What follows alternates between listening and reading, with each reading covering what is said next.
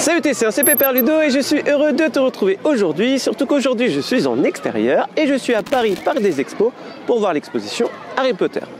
Depuis le 21 avril, jour de ma visite, se déroule une exposition temporaire sur l'univers d'Harry Potter à Paris. Harry Potter, l'exposition est une exposition itinérante, inédite, qui célèbre les moments, les personnages, les décors et les animaux emblématiques de la série des films Harry Potter et du monde des sorciers grâce à un design et une technologie immersive inégalée. Cette exposition unique et détaillée ravivera les visiteurs grâce à une narration captivante et à sa technologie interactive innovante, tout en présentant des accessoires et des costumes originaux. Dès notre arrivée, on nous remet un bracelet que l'on pourra garder en souvenir. Donc ça c'est bien. On aura une borne au début qui nous permettra d'associer ce bracelet à notre profil de sorcier. Tu vas pouvoir choisir ta maison, ta baguette ou encore ton patronus. Tout au long de l'aventure, nous utiliserons ce bracelet pour faire gagner des points à notre maison. Progressivement, on est plongé dans l'univers de la saga. C'est très bien amené, je trouve, car il y a une suite logique entre les salles. Par exemple, tu vas pouvoir voir ton nom sur la carte du maraudeur. On va ensuite se diriger vers une salle où il y a tout plein de tableaux animés, comme on voit avant de rentrer dans les maisons, dans le film. Et on arrive dans des espaces propres à chaque maison. Gryffondor, Serpentard, Poufsouffle ou encore Serre d'Aigle. Tu vas pouvoir y retrouver des vitrines. Donc, par exemple, tu auras des vêtements originaux appartenant à des personnages clés de la maison. Et tu vas avoir des vitrines comme ça durant toute l'expo, donc avec des vêtements, avec des objets. Et tu as également pas mal de panneaux d'information sur l'histoire des personnages ou d'un objet en particulier.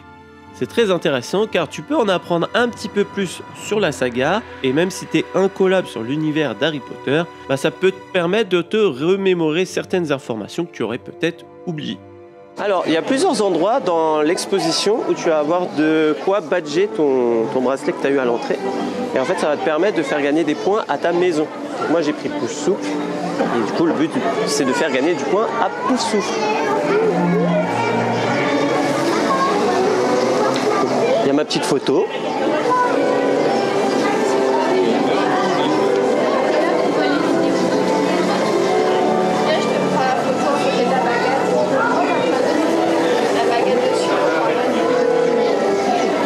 J'ai fait gagner 10 points à Poufsouffle. Tu auras plusieurs endroits comme ça durant ton aventure pour faire gagner des points à ta maison. Bon, c'est pas des choses très sorcières à faire, mais c'est sympa. Ça fait un peu d'interaction durant l'exposition. N'oublions pas que c'est pour toute la famille. Au moins les enfants peuvent participer et c'est le plus important car une exposition ça peut sembler long pour eux. Le système de bracelet c'est quand même super bien pensé, même si par moments on a un petit peu du mal à s'identifier, mais bon, c'est qu'un détail. L'expo est pleine de détails, même jusqu'au sol, et certains luminaires. J'aime bien ce genre d'attention car n'oublions pas qu'on est sur quelque chose de temporaire et malgré tout, les créateurs ont pensé à ça. On est dans la partie botanique et on va apprendre à rempoter des mandragores, donc bouge tes oreilles.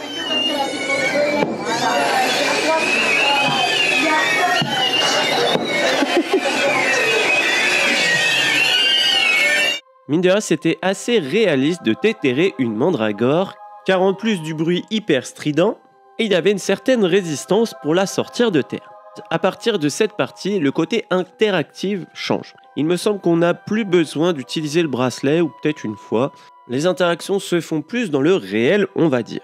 On va rentrer dans certains vrais décors, comme la maison d'Hagrid par exemple. C'est beaucoup plus immersif, je trouve. Tu as aussi quelques points photos afin de ramener quelques magnifiques souvenirs à la maison. En parlant de photos, on nous a pris en photo au tout début d'aventure et on peut les acheter à la sortie. On ne s'est pas donné et tu vas aussi recevoir un mail si tu veux les acheter de chez toi en numérique avec différents fonds qu'on te rajoute derrière toi. Et tu as aussi quelques images gratuites pour garder un souvenir de ta visite. Bon, il y a une animation Quidditch.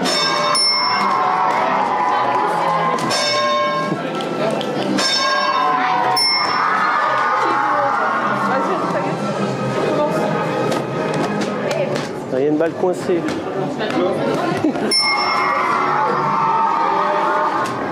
Attention. On peut essayer de décoincer la balle. Voilà. On va essayer d'augmenter la difficulté et je vais essayer de viser le truc tout là-bas.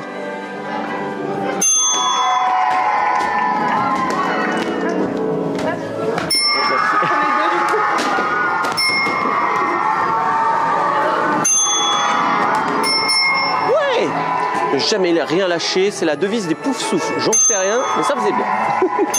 Quand je te disais que l'interaction changeait, tu en as la preuve ici. C'était super fun cette partie. Surtout que les ballons sont en forme de soifle, ce qui fait que la prise aux mains n'est pas forcément évidente. C'est dommage que les points marqués ne s'ajoutent pas au score de ta maison, mais bon, ça aurait été difficile à mettre en place, étant donné que les ballons changent de joueur et que la partie est en illimité. Je suis revenu y jouer plusieurs fois car je ne te l'ai pas dit, mais en fait tu peux rester autant de temps que tu veux dans l'exposition.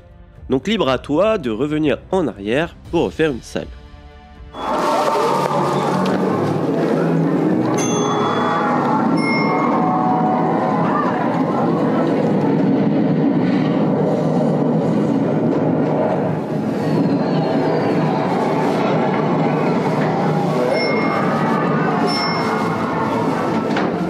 Je ne suis pas un habitué d'exposition, donc je ne saurais te dire si elle est mieux qu'une autre, mais une chose est sûre, c'est que j'ai adoré et j'y retournerai bien.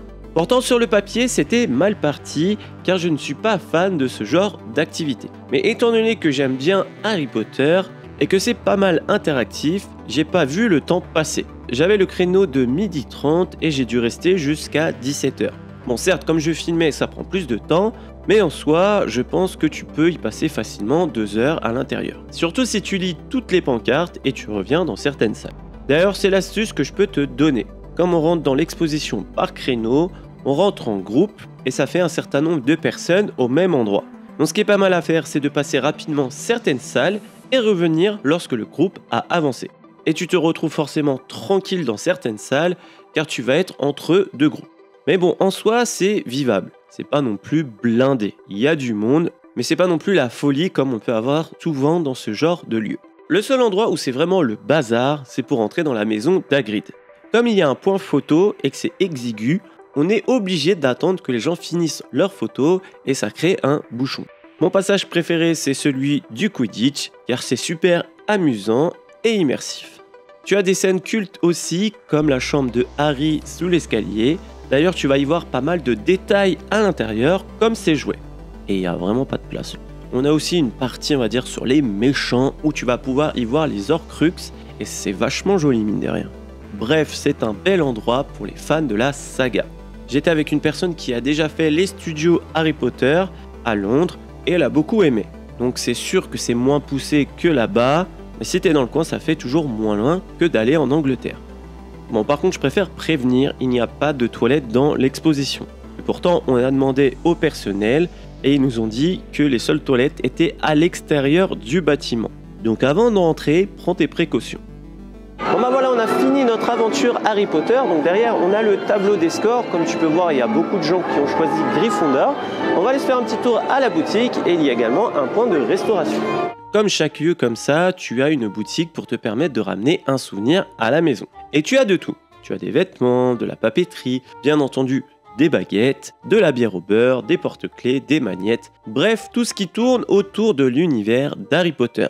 Les produits semblent de qualité et c'est pas les trucs que tu vas retrouver en supermarché. Et tu as aussi des produits qui sont propres à l'exposition, donc estampillés exposition Harry Potter.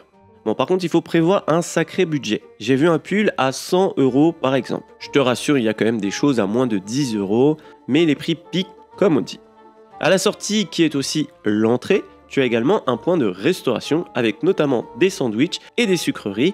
Et ce que j'aime bien, c'est qu'il y a des détails sur certains produits. En gros, ils sont thématisés sur l'univers des sorciers. Les prix sont, on va dire, corrects pour ce genre de lieu. Il faut compter environ 8-9 € pour un sandwich. Il faut savoir qu'il n'y a pas de tarif pour les personnes à mobilité réduite, que ça soit sur internet ou même sur place. Cependant, l'exposition reste accessible car il n'y a pas de marche ou d'endroit étriqué pour les fauteuils. Et aussi, tu peux demander à passer plus rapidement lorsqu'on attend que notre groupe passe. Pour conclure, je recommande fortement cette exposition pour tous les fans de Harry Potter qui sont pas loin de Paris ou qui seraient de passage dans la région. Bon voilà, cette vidéo se termine, j'espère qu'elle t'a plu. Dis-moi dans les commentaires ce que tu as pensé de la vidéo, si tu as des questions et ce que tu penses de l'exposition Harry Potter de Paris. Si tu as aimé la vidéo, n'oublie pas de la liker, ça fait toujours plaisir et ça fait vivre la chaîne.